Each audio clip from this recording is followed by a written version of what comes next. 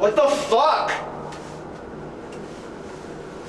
There's blood. There's blood. There's blood. There's blood on the floor. What?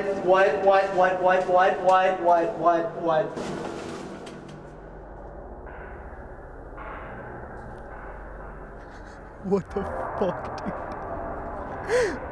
What the fuck? Where the fuck am I? What the fuck? Okay, wait, hold on. Learned that one in Boy Scouts.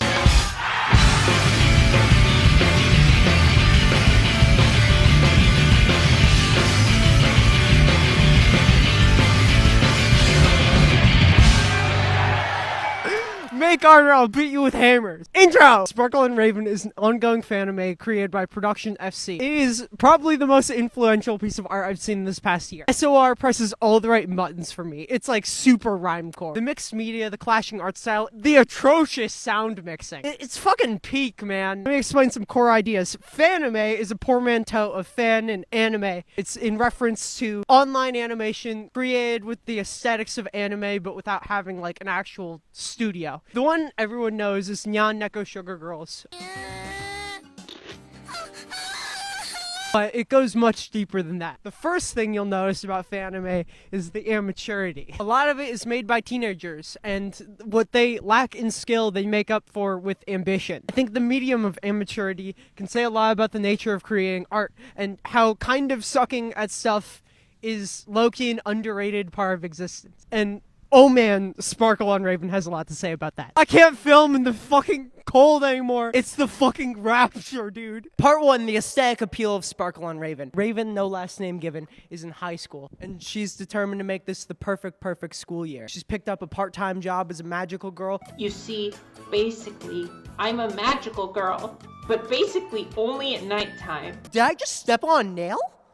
Oh my god. Unfortunately, the school down the road blew up, bringing a cast of friends, foes, and new faces for Raven to facilitate freely with. I'm choking on my hair. Her first day at school, one of the students, Ryan Sasuke, starts picking on her, so she beats the fuck out of him. So you can transform, huh? Like that matters. I'm gonna wipe the floor with. What this episode lacks in pure plot more than makes up for it with how fucking well it hooks the audience. The ethos of the show is on full display here. You can see just how much fun it was to make. Every frame, every joke, every awkward line read all builds into this really incredible artistic experience. I think one of the biggest aesthetic appeals of art to me is how like mistakes or flaws can become part of the aesthetic experience, and it makes the rest of the work better for it. Insert Brian Eno quote here. I'm not reading that shit right now. Many of my favorite albums were recorded on like laptop microphones and cassettes. They might sound like pure booty cheeks, but it like makes up for it with how fucking good the aesthetic is. It's about the aesthetics. The aesthetics. The limitations of a laptop microphone can capture really beautiful moments that aren't able to be captured by like proper recording equipment. The amateurity on display in Sparkle on Raven isn't a fault of the show. It's an intentional aesthetic device. I'm gonna do a backflip. Watch, see, get backflip. Pretty crazy, right? Yeah, I've been compared to the Oracle of Delphi. The amateurity on display in Sparkle on Raven is a love letter to the medium of amateurity itself. It's not interested in proving itself to you. It's going to make the magical girl sequence look like this.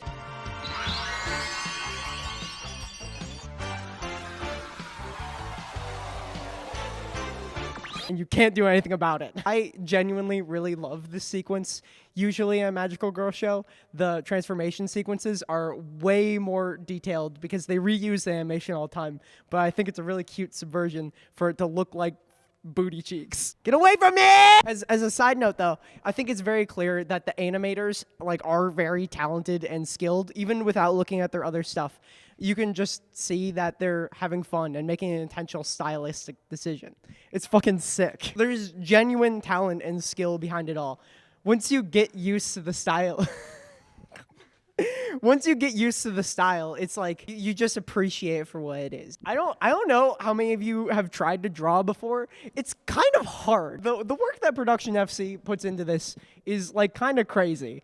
Art is hard. I'm gonna break my legs. The voice sounds are all really genuinely good. Even through like the shitty microphone qualities and stuff, some of them put their whole pussy into it. Shout out to Raven's VA in particular. Her voice actor's delivery is just, oh, it's so good. Oh, thank God. I thought I would be stuck in a class with people I didn't know. Those transfer students all seem like big jerks. She isn't immune to negative feeling, but she can bounce back really well. And I think that part of her character is so intriguing to me because her voice work is so incredible. Anyways, I feel like when Sparkle on Raven has janky animation, it elevates the text rather than bringing it down. Because the core themes of the show aren't about honing one's craft to flawlessly execute their vision. It's about having a good time with your friends. What's up? Friendship, yay!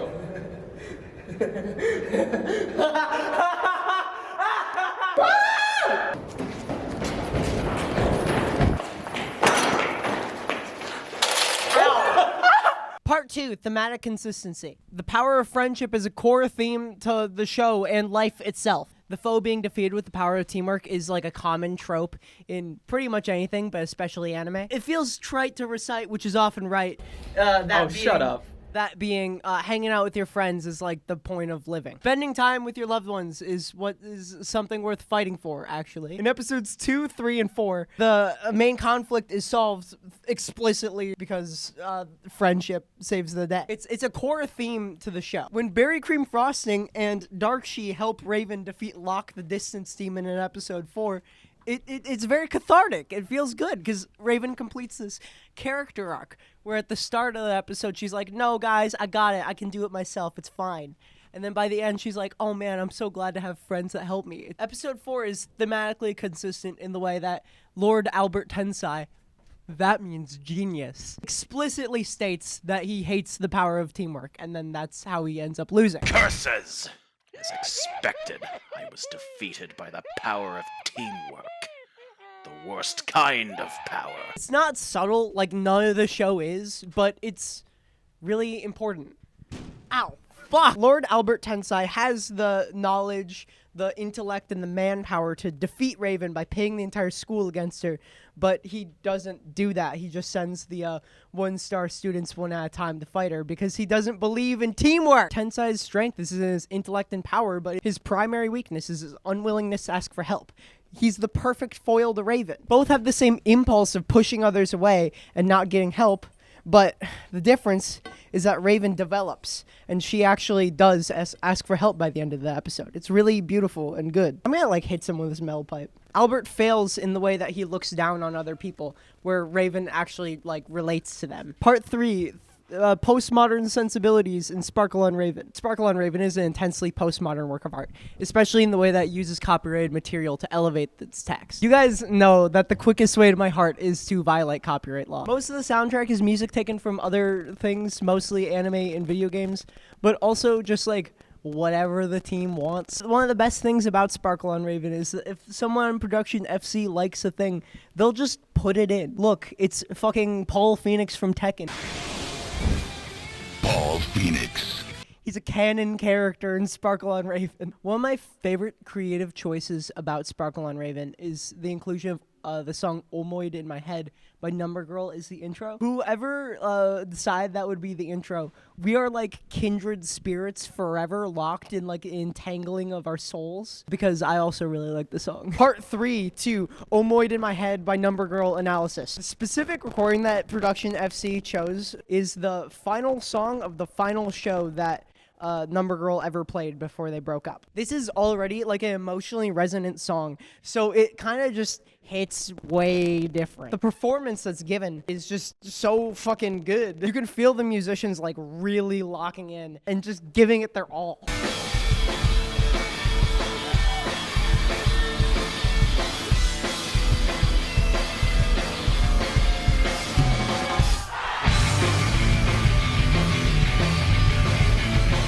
It's really special to catch the final moments of a band before they break up. I still cry whenever I watch the final Bob Music Industry performance. From the limited translation that I was able to get, the song is about how the singer sees this girl walking down the road under this bright blue sky, and he's like, fuck, I used to walk down that same road. After the singer finishes his reflection, he rejects his sentimentality and is like, no, this is just memories. I don't want to return to that time. The themes of reflecting on the past and ultimately rejecting sentimentality is in direct conflict with what Production FC is doing. They're really engaging with the art that they used to make. You know, it's so emotionally resonant, and the contrast between the two just hits different, man. Part 3, Sparkle on Dark She Half House Analysis. They love each other.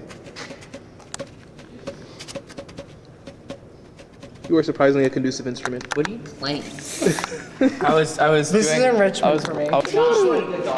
I After episode 2, Production FC decided to make a side episode for one of the characters, Darkshi. Darkshi is fucking everything to me. She reminds me a lot of myself when I was younger. She's very introverted and quiet, but she has a strong passion for skateboarding. I like the aesthetics of skateboarding, what can I say? But that affinity I have for Darkshi is why Sparkle on Darkshi is such an evocative piece of animation for me. I was surprised to see such a nuanced take on like depression in such a silly and lighthearted show, but they 100% pull it off. Sparkle on Darkshi is about Darkshi's hikikomori tendencies and how she's fucking afraid of connecting to others.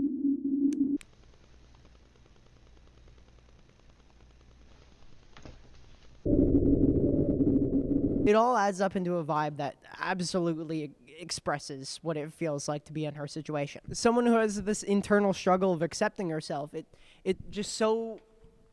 I'm saying that Darkshi is trans. Hurt people. She's stuck in her own head and she can't get out. She's possessed by her past demons, bro. My favorite shot is this one. I'm just going to play it unedited.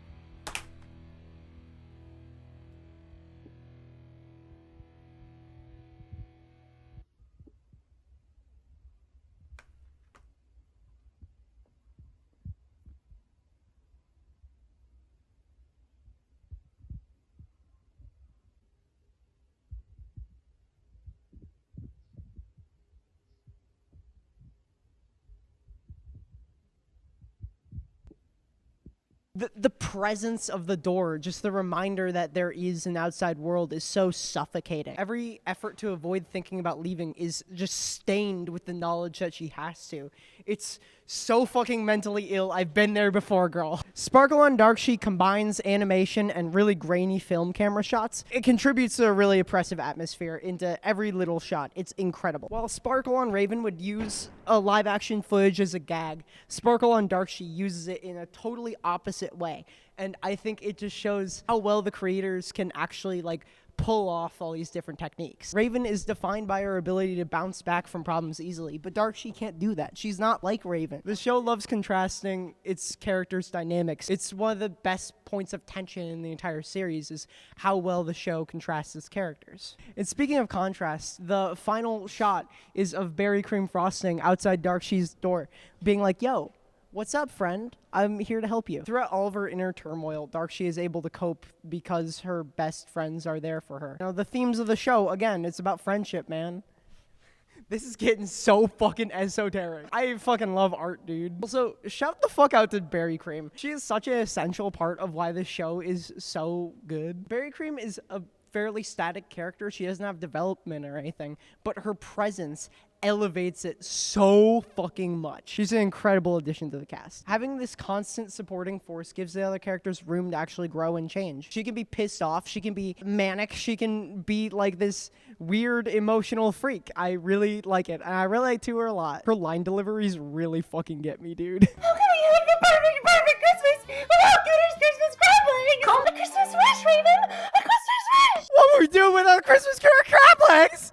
The Christmas crab legs! I hope I peaked it like half as much as her. Never seen this show and was not ready for whatever you just did. haven't really done my... Stop petting me! No, don't pet me, oh my god. Berry cream frosting is like a manic pixie dream girl for her friends. I say that very affectionately. I think she's written amazingly. All this to say, Sparkle on Dark Sheet is an incredibly risky episode to take, but it absolutely pays off and sells the emotional core of the show so well.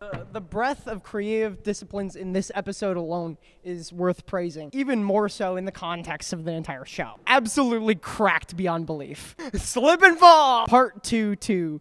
Raven's character arc in episode 4 is actually about making art. I'm going back to episode 4. I still have so much to say about this episode. Raven never loses her ambition to succeed, and her reliance on her friends is super beautiful. Her greatest asset is her ability to keep getting back up after falling down. I get knocked down, I get up again. You're never gonna keep me down. I get knocked down, I get up. Music is the only thing that doesn't matter compared to how people matter. What the fuck? Raven's fatal flaw is her insistence that she doesn't need her friends to help her. Pre-character development Raven is like, I don't want my friends to pick me back up. I want to do it myself. But in the end, she learns she can rely on her friends. And through collaborative efforts, they can do beautiful things. You can do beautiful things with your friends by working together. Don't stop moving the light. Don't stop moving the...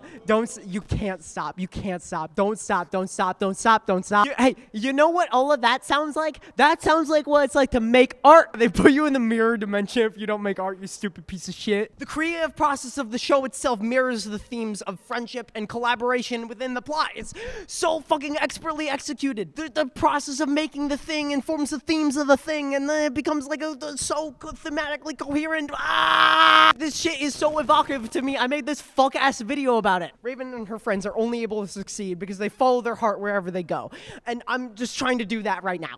I'm just following my fucking heart. Raven didn't get, like, a manual for how to be a magical girl. She just went out there and did it. She just threw her ass into the fray and started doing shit. That's how it is making art, dude. You just gotta fucking do it. Throw your ass in the deep end and find out. She's messy and flawed and makes mistakes, but like, that's how life is. And with the help of her friends, she's able to do things so much better than she could by herself. And that's exactly how the project was made. There's dozens of people working on this thing. Production FC follows the same principles of just getting out there and trying something new. It succeeds because of the collaboration of everyone involved. It's just a good fucking vibe. I am directly behind you and quickly approaching. The art that they've made has affected me and my artistic process.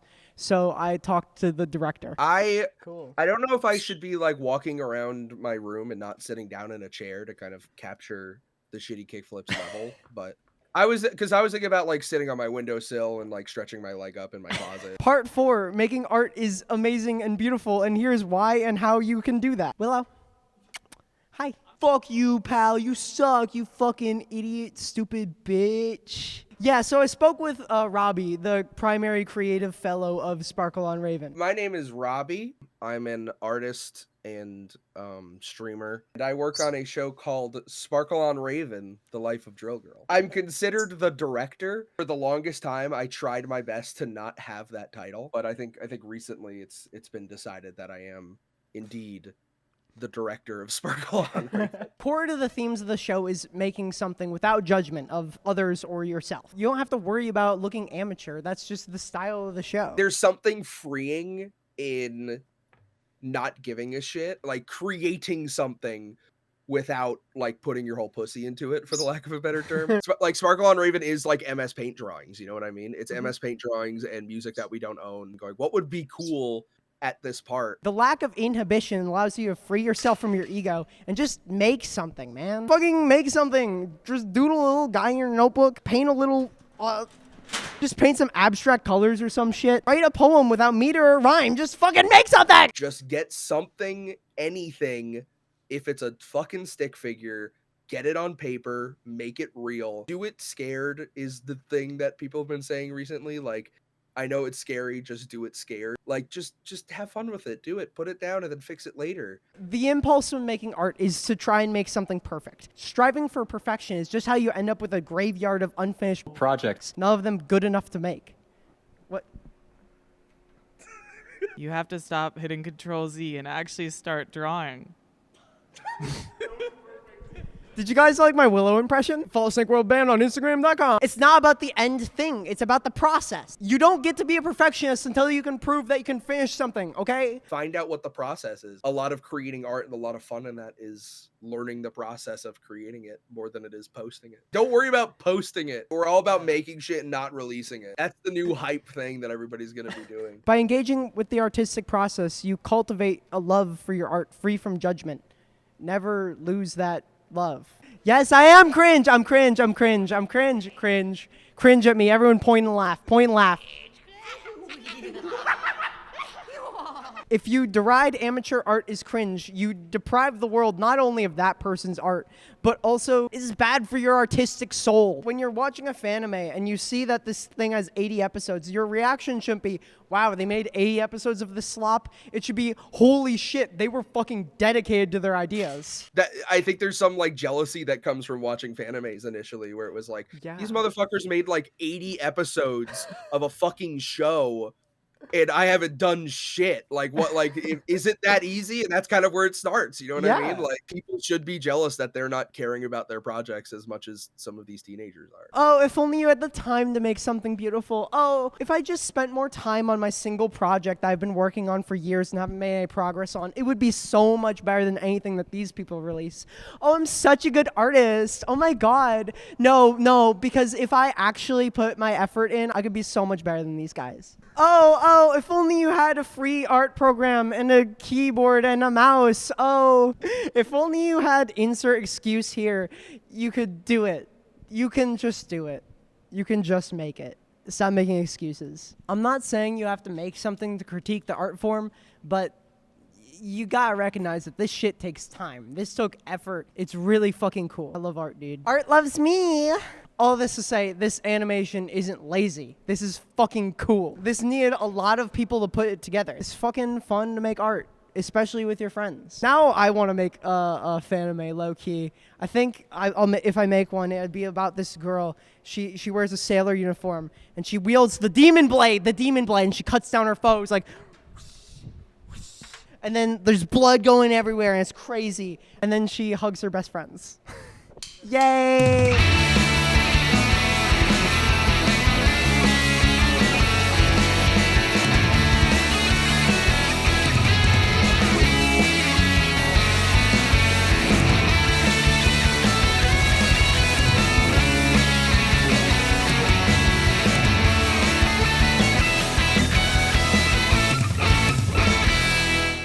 So I don't do outros normally, but if you go onto my second channel, there is a full interview with the director of Sparkle and Raven, Robbie. Also, I have a Ko-fi and a Patreon. I don't like plugging it, but I need money. I won't give you anything if you donate, but you will get the satisfaction of keeping my lights on. I want to dedicate a lot more time to art in 2025, and that would be cool. Okay, bye!